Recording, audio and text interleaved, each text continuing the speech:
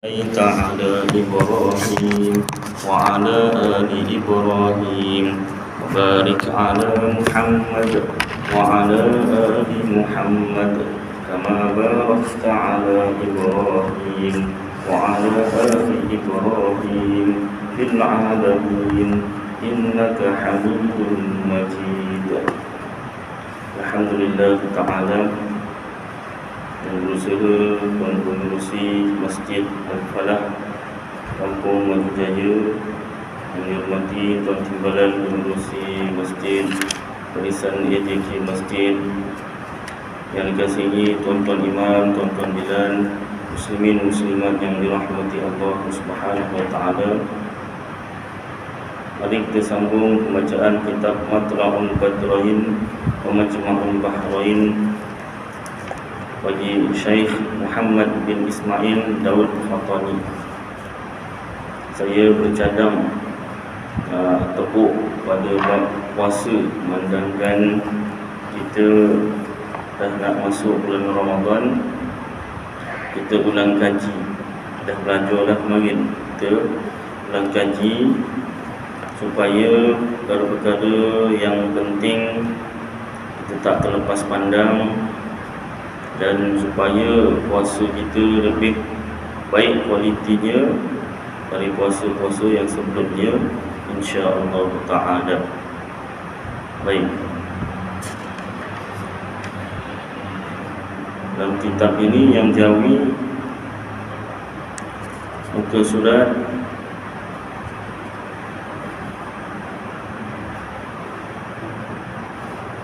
puasa ya, 60, surat 60. Tuan yang ada boleh semak sama-sama ke surat 60 yang jauh ya.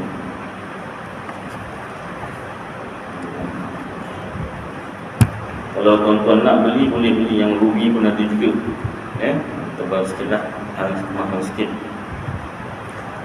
Tujuan dia supaya ejaan-ejaan yang sukar difahami boleh dirujuklah, dan ayat-ayat Al-Quran ataupun hadis yang tak berbaris boleh dirujuk juga. Saya buka sekali supaya kalau ada masalah pada yang Jawi boleh rujuk terus pada 139 ya.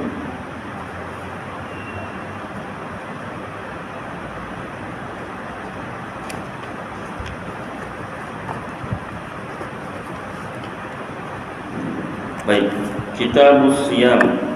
Ini suatu kitab pada menyatakan hukum puasa. Bermula wajib puasa Ramadan dengan sebab sempurna bulan Syaban 30 hari, iaitu petang yang pertama, atau melihat akan bulan pada hak orang yang melihat akan dia, dan jika fasik ia sekalipun. Jadi yang pertama, kenapa kita wajib ataupun bila kita wajib berpuasa bulan Ramadan, iaitu apabila genap Syaban, genap Syaban 30 hari, ataupun nampak kata sini melihat akan bulan. Bulan dekat sini maksudnya anak bulan lah. Anak bulan dipanggil bahasa Arabnya hilal. Ha bulan, lam alif lam. Kalau ha terbuka atau ha pedas itu halal. Halal lawannya haram kan. Hilal, ha bulan. Baik, jadi ada dua dipanggil kewajipan untuk berpuasa itu ada dua syarat. Maknanya kalau ada dua perkara ni sama adalah salah satunya, maka wajiblah kita mulakan puasa bulan Ramadan. Maksudnya bila nak tengok anak bulan tu 29 Syaban. Bukan sahaja 29 Syaban, 29 hari bulan setiap bulan. Begitu juga bulan Syawal nanti nak raya 29 Ramadan, melihat anak bulan dia. Dan seterusnya lah, setiap bulan, setiap 29 hari bulan itulah waktu untuk melihat anak bulan. Tujuannya untuk menentukan satu hari bulan lah. Jadi kalau 29 Syaban itu tak nampak anak bulan. Tak nampak tu dengan apa? Iaitu dengan mata kasar. Ya. Zaman sekarang kan ada teropong, ya boleh pakai teropong, tapi itu hanya untuk memudahkan kita melihat lokasinya atau melihat kedudukan anak bulan tu. Kemudian setelah kita dapat mengesan tempatnya atau lokasinya, barulah kita alihkan teropong dan kita lihat dengan mata kasar. Maka jika nampak dengan mata kasar, sabitlah atau tetaplah satu hari bulan Ramadan atau Syawal. Tebal sikit supaya nampak makanan. Kalau andai kata tak nampak dengan mata kasar, dengan teropong nampak, dengan mata kasar tak nampak, dalam kitab kira tak nampak, maknanya digenapkan 30 Syaban. Kenapa tak tetapkan hukum tu menggunakan teropong? Sebab sejak zaman dahulu sampai sekarang hukum melihat anak bulan itu dengan mata kasar. Bukanlah nak menafikan kemajuan teknologi, tetapi untuk memudahkan Islam ini mudah. Islam ini tidak membebankan. Jadi bagi umat Islam yang mampu membeli teropong, boleh digunakan untuk membantu, tapi hukumnya tetap dengan mata kasar. Kalau diwajibkan anak bulan itu dengan teropong, nescaya ada umat Islam yang tak mampu,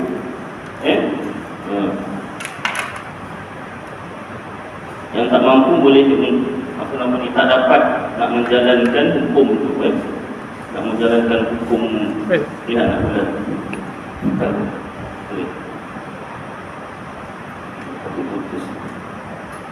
Jadi yang pertama masa untuk melihat anak bulan, masa nak puasa, masa wajib puasa. Yang pertama, genap 30 Syaban. Yang kedua, melihat anak bulan. Bahasa Arabnya hilal. Hilal apa? Anak bulan. Kalau disebut anak bulan, kenapa sebut anak bulan? Sebab dia kecil. Macam manusia kecil punya anak, dah besar bapa. Jadi begitu juga. Itu juga anak bulan. Itu juga bulan kan, bila kecil anak bulan. Baik. Jadi bila melihat anak bulan ni 29 Syaban. Setiap 29 hari bulan. Saya sambungkan Setiap 29 hari bulan. Jadi untuk menetapkan Ramadan 29 Syaban lah. Contoh 29 Syaban. Kenapa tak 28? Kenapa tak 30? Sebab bulan dalam Islam hanya 29 dan 30. Hanya 29 dan 30. Jadi 29 tengok anak bulan, nampak anak bulan, malam tu dah 30. Malam tu dah sampai bulan. Maknanya bulan Syaban 29 hari sahaja. Andai kata tak nampak, maka genapkan jadi 30 Syaban. Lepas tu 30 nak tengok lagi tak? Boleh juga tengok, tapi bukan untuk menetapkan satu hari bulan. Kenapa? Sebab dalam Islam, bulan Islam sampai 30 saja, tak ada 31. Jadi 30 tak tengok pun tak apa. Kalau nak tengok, hanya untuk tengok anak bulan je lah. Bukan untuk menetapkan satu hari bulan. Baik. Jadi waktunya pukul berapa? Maghrib.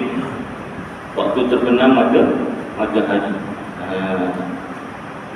Yang pertama, banyak betul tamu ialah pecahan dia lah kan. Pecahan dia. balik. Yang kedua waktu maghrib, harinya 29, waktunya waktu maghrib. Yang ketiga, arah mana? Arah kiblat. Arah kiblat, arah terbenam matahari, ya. Arah kiblat atau terbenam matahari. Yang lebih tepat terbenam matahari lah. Tapi kenapa kiblat? Biasanya kiblat tu dekat-dekat dengan arah terbenam matahari. Kiblat tak berubah, terbenam matahari tu berubah sikit. Jadi yang lebih utama tu arah terbenam matahari lah, ya. Kalau zaman sekarang moden dah ada peralatan seperti theodolite, ya, untuk ukur teropong. Yang pertama sekali alat yang diperlukan ialah kiraan darjah tinggi dan juga jarak lengkung dia. Contoh begini, ya. Contoh kedudukan anak bulan, ya. Contoh kedudukan anak bulan. Bagi siapa yang tak pernah melihat anak bulan, contohnya begini, ya. Saya nak tengok boleh tak Ustaz? Boleh. Kita tetapkan satu waktu, bukan tetapkan satu waktu, ikutlah waktu 29 ni, 29 Syaban dia. Saya boleh, dengan mungkin Imam Khairul pun boleh. Dia pun berpengalaman juga, melihat anak bulan. Ini apa? Ini aras laut. Biasanya kita tengok anak bulan di mana? Tambah satu maklumat, dekat sini lah 4, ini 5. Di pantai, yang sesuai pantai lah. Kebanyakan tempat-tempat ni anak bulan di Malaysia ni ke pantai. Kalau ke Johor, Pontian, pantai Pontian. Tapi Pontian sekarang dah banyak sangat lampu. Jadi yang lebih sesuai yang gelap sikit. Kalau di Pontian tu, kalau Jabatan Agama Johor melihat di atas jabat tanah. Saya pernah ikut sama-sama Jabatan Agama Johor melihat anak bulan di atas jabat tanah tu, tinggi sikit. Tengok kat situ. Kalau di Negeri Sembilan, Baitul Hilal, Port Dickson. Kalau ada satu Sepang 3 tu kan, ke kanan Port Dickson, dia ke kiri Teluk Kemang, maaf. Ke kanan Port Dickson, ke kiri Teluk Kemang. Kalau ke kiri tu tempatnya nanti Baitul Hilal, ada tempat untuk mencerap anak bulan. Kalau ke kanan tadi Port Dickson, itu mencerap anak dada orang nanti pantai. Jadi jangan salah lorong tu. Belok kanan itu Port Dickson, pantai untuk mandi-mandi lah. Belah kiri pantai Teluk Kemang. Teluk Kemang ni pantai ada juga, tapi banyak batu, jadi kurang popular. Yang Port Dickson tu selamat sikit lah. Belah kiri tu Teluk Kemang, saya pernah juga turun. Batu banyak, bahaya, berluka. Jadi dibuat pantai untuk mencerap anak bulan lah. Baik, kedudukan ni aras laut. Kemudian bila tengok tadi matahari terbenam, maknanya matahari sudah masuk. Matahari sudah masuk ke dalam laut lah. Tapi cahaya dia masih ada. Cahaya dia tu mantulkan cahaya bulan kan. Perlu diukur yang pertama jarak ataupun tinggi, tinggi bulan. Yang pertama tinggi bulan. Tinggi bulan daripada aras laut. Berapa tinggi dia, ketinggian dia. Kemudian yang kedua dipanggil elongation, jarak daripada matahari. Kadang-kadang bulan ni dia berada tepat di atas matahari. Ada ketika dia berada di sebelah kanan matahari. Ada ketika juga dia berada di sebelah kiri matahari. Matahari bergerak, bulan pun bergerak. Maknanya kedudukan dia tidak tetap kat situ sahaja. Di sepanjang tahun ada bergerak ke kanan dan ke kiri. Maknanya setiap bulan dia akan terbenam kat sini, kan terbenam kat sini, terbang kat sini, kan ke sini pula. Itu sebab ada satu waktu matahari tepat berada arah kiblat. Tapi maknanya waktu lain dia tak tepat ke arah kiblat, hampir-hampir saja kan. Begitu juga bulan. Jadi satu ketinggian bulan, yang kedua jarak daripada matahari. Kalau berada di tepat atas matahari, jarak dia sama dengan ketinggian dia. Tapi kalau dia sebelah kanan matahari, tinggi dia lain.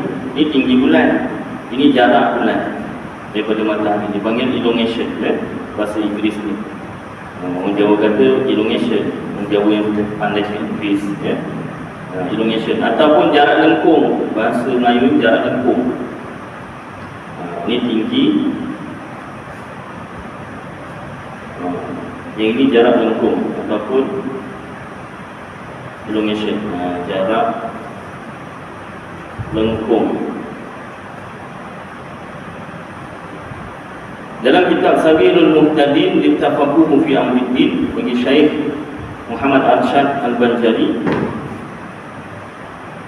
Sabilul Muhtadin ini antara kitab Melayu yang besar lah, ataupun yang dalam perbahasannya. Anak bulan yang paling tinggi pernah dinampak dengan mata kasar ialah 8 darjah. 8 darjah. Ya. Manakala di masa itu tak diterangkan tentang elongation lah. Jadi kemudian apa dipanggil profesional Islam yang kemudian contohnya Khalid Syaukat dan Munzur Ahmad mengira 8 darjah ni pun ada syarat. Syaratnya jarak lengkung dia mesti 13 darjah. 13 darjah. Maknanya kalau tinggi dia 8 darjah, jarak lengkung dia 13 darjah, kemungkinan untuk nampak tu insya-Allah boleh nampak. Rendah daripada ini atau dekat elongation dia daripada ini sukar untuk dilihat. Susah untuk nampak dengan mata kasar. Dengan teropong mungkin boleh, tak ada masalah. Baik. Yang terakhir sekali, bentuk ni macam mana? Bentuk dia lebih kurang begini. Bentuk bulan kan bulan, jadi kalau matahari dekat bawah, cahaya dia tu memantulkan bulan pada bulan. Jadi yang nampak kalau dia betul-betul berada di atas matahari, yang nampak ialah kawasan sini. Yang belakang ni lindung, kita tak nampak. Jadi dia punya bentuk dia kita akan nampak seperti senyuman. Kalau berada di sebelah kanan matahari, yang sinilah yang nampak. Jadi bentuknya ini nombor 1, ini nombor 2. Bentuknya seperti roda terbalik.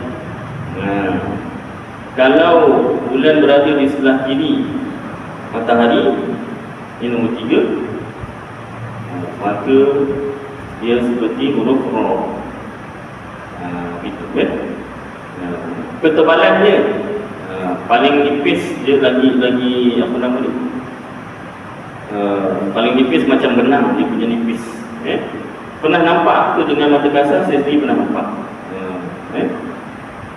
Guna teropong nampak, dengan mata pun nampak. Dan kalau paling tebal adalah tebal sikit pun ada juga. Lebih tebal daripada benang lah. Benang warna nipis betul lah. Contoh gambar-gambar anak bulan di seluruh dunia, maksudnya bukan di Malaysia sahaja. Orang ambil gambar. Tuan-tuan boleh buka laman web www.moonsighting.com. Ini ada beratus-ratus gambar anak bulan yang ditangkap di seluruh dunia setiap bulan. Bukan Ramadan dan Syawal saja, cuma Ramadan dan Syawal lagi banyaklah anak bulannya. Ini laman web Khalid Syaukat, dia ahli matematik lah. Dia yang salah seorang yang membuat laman web ni untuk mengumpulkan laporan-laporan dan gambar-gambar anak bulan di seluruh dunia. Kalau tuan-tuan ada boleh buka sekarang, tutup dulu. Baik, itu saja. Sunat ketika melihat anak bulan, kita baca doa melihat anak bulan. Ada doanya. Melihat anak bulan ni ada doanya. Barang siapa membaca doa tersebut ketika melihat anak bulan, diampunkan segala dosa-dosanya walaupun seperti buih di lautan, antara kelebihan baca doa anak bulan tersebut. Dan bila nak baca anak bulan tu, ketika melihat anak bulan. Jadi doa tu hanya dapat diamalkan apabila kita melihat anak bulan. Baik, sahabat. Kalau di Malaysia mungkin pengalaman melihat anak bulan tu jarang-jarang. Sebab hukum melihat anak bulan tu pun fardu kifayah, dan di Malaysia Jabatan Agama Johor, Jabatan Agama Negeri-Negeri seluruh Malaysia ada wakil untuk melihat anak bulan. Masyarakat Malaysia sendiri tak semua yang melihat. Kalau di negara lain, melihat anak bulan ni bukan hanya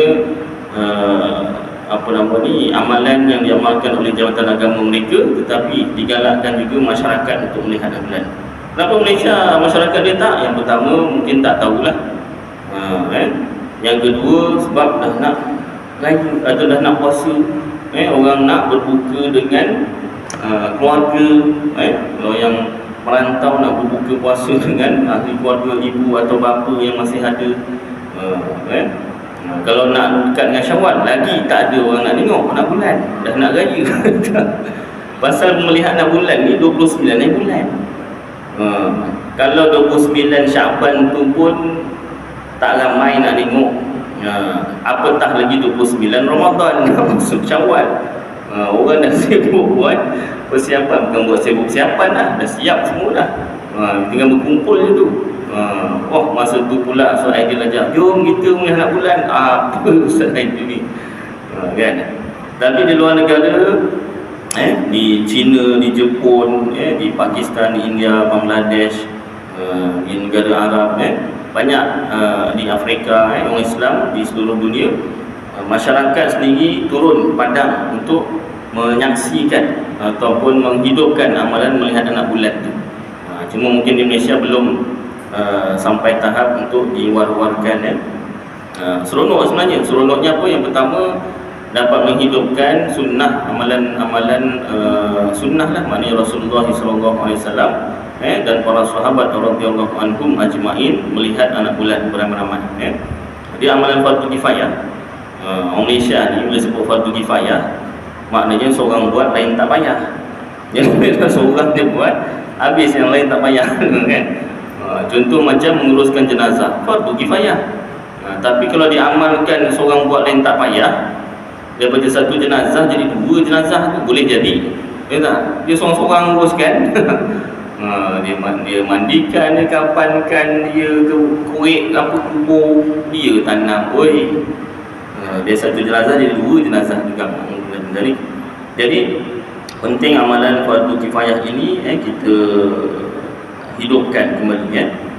Baik, semua.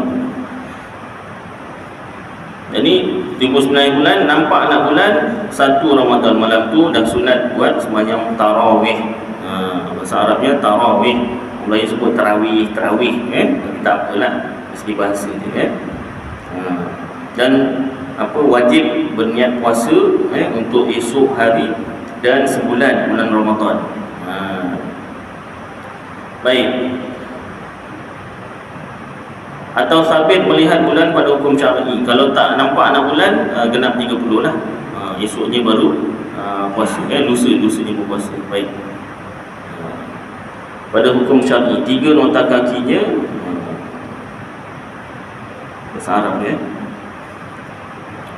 Baik, tinggal dengan saksi yang adil. Kalau orang yang tak melihat anak bulan, tapi ada saksi yang adil, ini pada pihak orang yang tiada melihat akan dia, qadi mengambil saksi orang yang nampak, sama ada qadi sendiri melihat anak bulan atau qadi tak nampak, tapi ambil saksi orang yang nampak. Sebab bukan semua orang direzekikan Allah Ta'ala dapat melihat anak bulan ni. Dia halus. Lebih-lebih lagi kalau ada yang penyakit 3 serangkai. Allah ya Rabbi Karim, lagi susah, mata dah kabur. Itu sebab kalau boleh biar yang muda-muda, yang dah ada penyakit tu boleh juga datang kan, cuba. Mana tahu nasib masing-masing kan, rezeki masing-masing. Bila ramai-ramai seorang nampak, yang nampak tu tunjuk mana tu atas awan sikit tu sebelah kanan, contoh. Jadi yang lain dapat tengok. Ramai-ramai. Atau alamat atas masuk bulan Ramadan, seperti ia melihat akan kandil yang dipasangkan dia api ataupun cahaya pada menara. Menara tu menara lah. Atau didengarnya akan umpama bakar meriam. Dulu katanya kalau bulan puasa bunyi meriam lah. Dululah saya tak merasa lah, tuan-tuan mungkin merasa kan. Duer tu ada meriam lah. Sekarang duer juga. Macam-macam jenis perayaan je hari raya puasa, duer juga. Bukan meriam lah, mengecut. Raya Cina pun duer juga. Di Bali pun duer juga kan. Apa tu Ustaz duer? Recun lah. Kenapa punya duer? Bahasa Melayu kan boom gitu. Bahasa Melayu punya meletup tu tak apa nak meletup sangat. Kalau Jawa punya meriam tu bunyinya duer, meletup betul tu. Baik. Dan barang sebagainya daripada barang yang berlaku adat dengan dia sekaliannya, seperti hukum melihat akan bulan.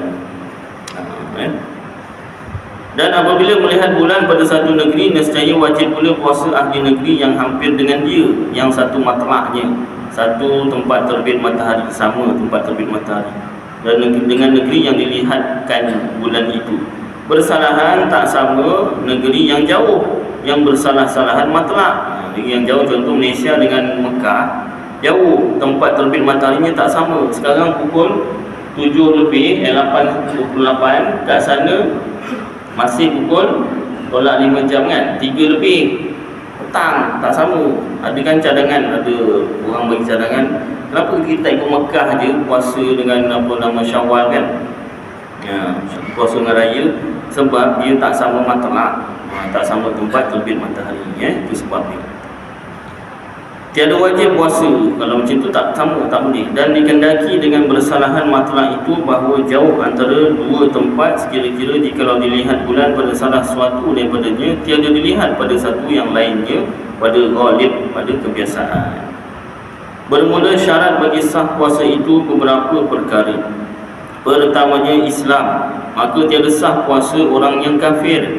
Orang bukan Islam nak puasa, puasalah, tapi dia punya puasa tak sah, tak dapat pahala lah, hanya mungkin dapat untuk kesihatan je lah. Maka jika murtad pada satu lahzah, na'udzubillah min dzalik, satu detik daripada harinya, batal puasanya. Masuk isyak ni, azan tu sambung sikit.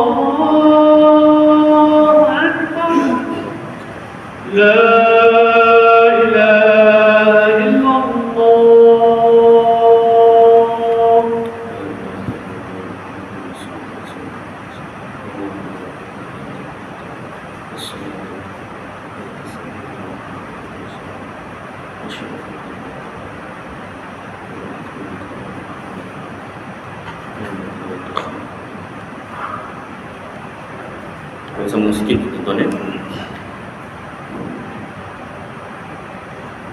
Syarat sah puasa yang keduanya berakal, iaitu tamyiz. Maka tiada sah puasa yang tiada memayyiz, yang tak boleh membezakan baik dan buruk, yang tak boleh menguruskan diri, dan yang hilang akalnya, yang gila. Maka jika kedatangan gila pada satu lahzah, satu detik daripada harinya, batal puasanya. Mula-mula puasa okey, tiba-tiba tengah-tengah tu gila sekejap, batal puasanya. Tetapi jikalau datang pitam, pingsan atau mabuk, tiada batal puasanya jika ada siumannya. Dia bukan gila, dia pitam atau mabuk. Mabuk apa tak tahulah, mabuk laut ke apa ke, pada satu lahzah di dalam harinya.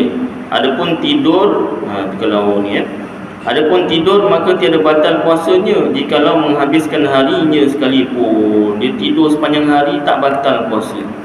Ini yang saya cari ni ustaz. Dah jumpa dah, alhamdulillah. Ini yang saya suka dengan ustaz ni. Pasal apa? Ada hukum tidur sepanjang hari tak batal puasa. Memang puasanya tak batal.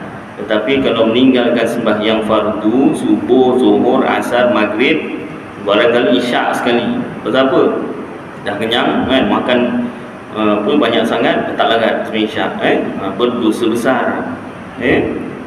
Sedangkan yang namanya sembahyang itu rukun Islam yang kedua, dia itu tiang agama. Kalau tiang agama runtuh, amalan-amalan agama yang lain tu habis semua, tak diterima. Alhamdulillah kita puasa dapat pahala, dapat mengerjakan puasa, tapi tak ada pahala di sisi Allah Ta'ala. Kenapa? Tak sembahyang fardu. Baik, ketiganya suci daripada haid dan nifas sekalian harinya, dan batal puasanya dengan kedatangan haid dan nifas pada satu lahzah daripada harinya, satu detik. Jadi kena tahulah, kita orang lelaki pun kena tahu juga, sebab kita hidup pun dengan perempuan, isteri, ibu kita ke atas, nenek dan sebagainya, anak, cucu, kita kena tahu apa ciri-ciri haid, apa ciri-ciri nifas tu. Keempatnya, niat. Maka wajib ditakyinkan, ditentukan niat pada puasa fardu. Kena sebut puasa fardu apa, seperti Ramadan dan qada dan nazar dan kafarah. Mereka sebut kifarah. Dan wajib bermalam akan niatnya pada tiap-tiap malam. Mazhab kita Syafi'i wajib niat setiap malam. Tertinggal tak sah puasa. Dan pada Imam Malik, pada mazhab Maliki, bahawasanya memadai, yakni sah niat puasa sekalian bulan Ramadan pada awal malam daripadanya. Tapi syarat mesti malam pertama. Awal malam tu malam pertama Ramadan. Malam pertama kita mula puasa. Kalau yang perempuan, dia satu Ramadan dia masih cuti, ada haid lagi, malam kedua baru dia start puasa, dah bersuci. Jadi malam pertama dia tu 2 Ramadan lah. Dia start niat puasa sebulan Ramadan tu malam 2 Ramadan tu. Tapi orang lelaki dia tak ada cuti-cuti. Jadi malam pertama Ramadan tu niat, saja aku puasa sebulan bulan Ramadan.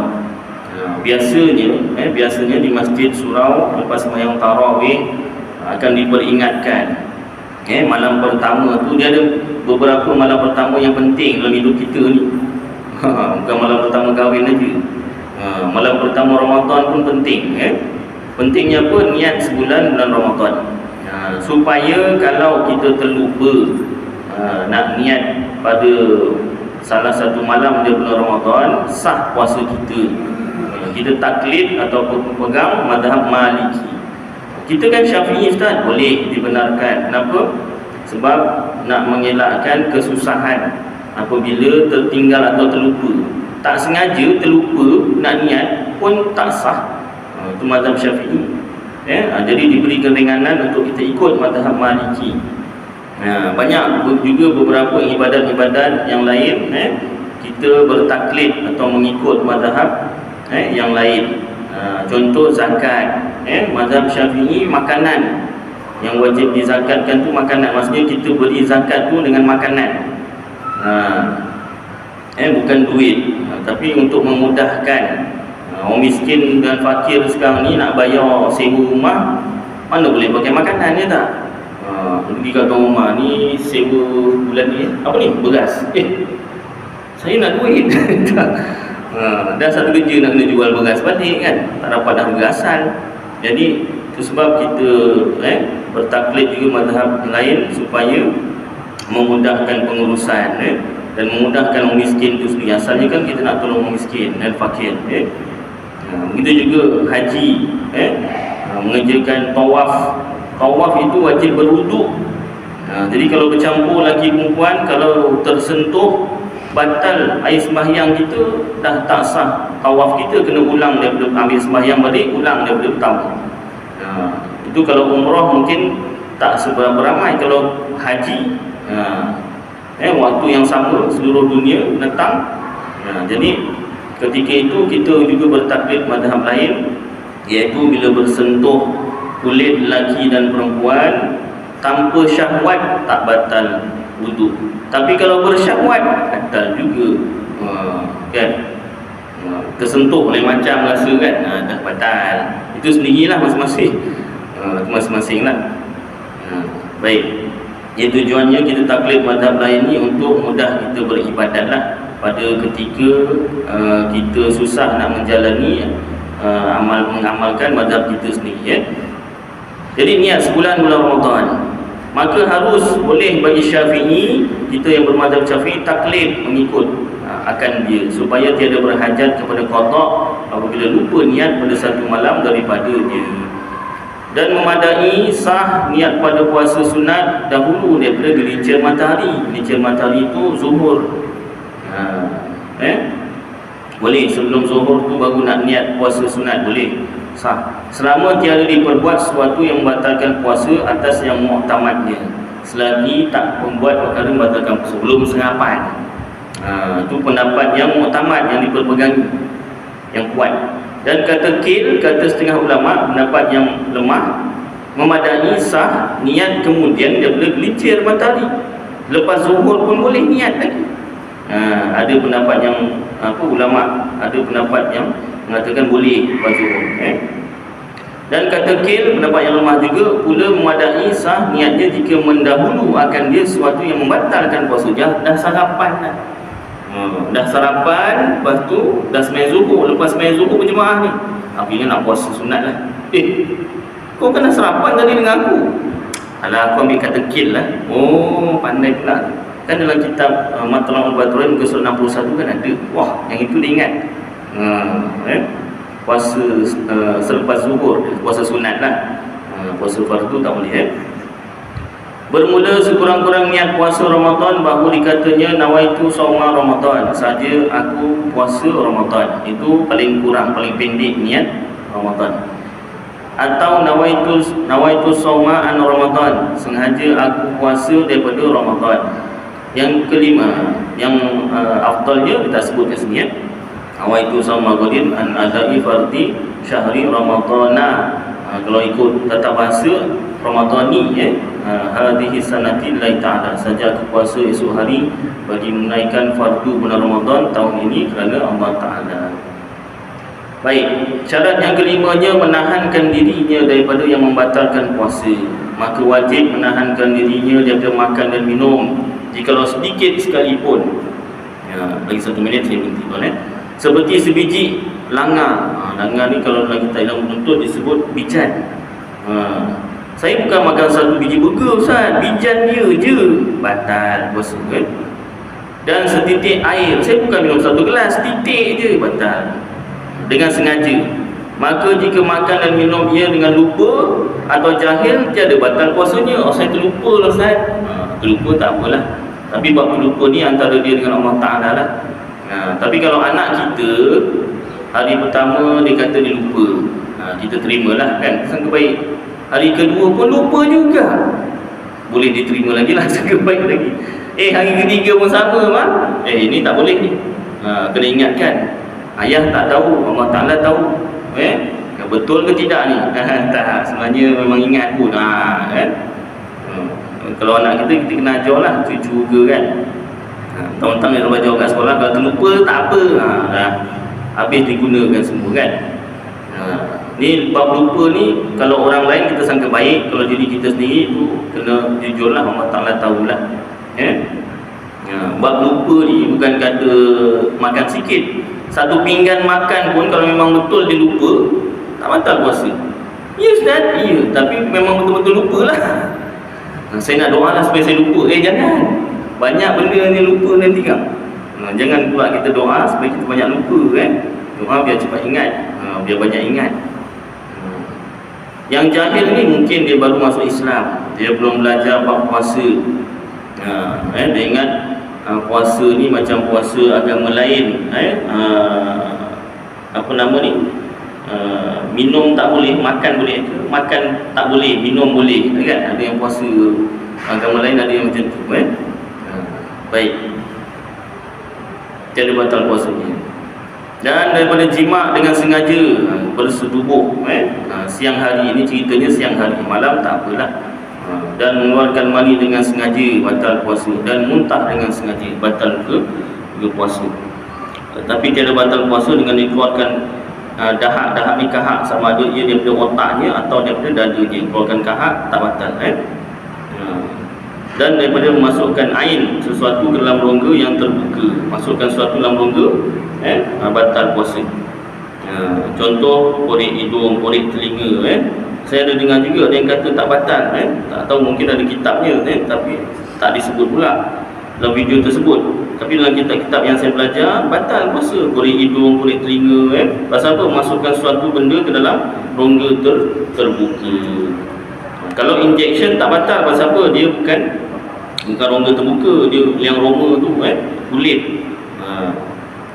Dekat apa nama kampung Sendirian Baru, ada yang bertanya kalau dekat Bandar Sri Alam, kalau yang semput tu kan, yang semput tu dia ubat, ada ubat dia, jadi batal puasa sebab campur air liur. Rokok sebab dia ada perasa dia tu campur air liur juga. Memang dia asap, tapi dia campur air liur kita tu dah rasa lain, tu batal juga, baik. Itulah beberapa perkara, sambung banyak lagi ni tuan-tuan, tapi tak apalah, cukuplah kadar ni, kita ulang kaji. Dan mungkin ini kuliah saya yang terakhir sebelum masuk Ramadan, kita bercuti kuliah. Jadi saya mengambil kesempatan ini mengucapkan selamat berpuasa. Mudah-mudahan puasa kita lebih baik daripada puasa-puasa sebelumnya, dan mendapat kita berjumpa dengan Lailatul Qadar insya-Allah taala. Jadi saya mohon ampun kepada Allah Taala, mohon maaf kepada tuan-tuan. Sesungguhnya kejadian yang sebenar, hakikat yang sebenar, yang baik dan buruk daripada Allah Ta'ala, tapi sebagai sandaran adab dengan Allah Ta'ala. Yang baik itu daripada Allah, yang buruk itu atas kelemahan diri saya sendiri. Kita jumpa lagi insya-Allah kalau ada rezeki lepas Syawal lagi insya-Allah. Aku qauli hadza wa astaghfirullahal azim li wa lakum wa lisairil muslimin wal muslimat wal mu'minina wal mu'minat fastaghfiruhu wa ya fawzal mustaghfirin wa ya najatat taibin. Sallallahu tabaraka wa ta'ala ala khairi khalqi sayyidina maulana Muhammad wa ala alihi wa sahbihi wa baraka wasallam. Subhana rabbika rabbil izzati amma yasifun wa salamun alal mursalin walhamdulillahi rabbil alamin. Taqabbalallahu minkum.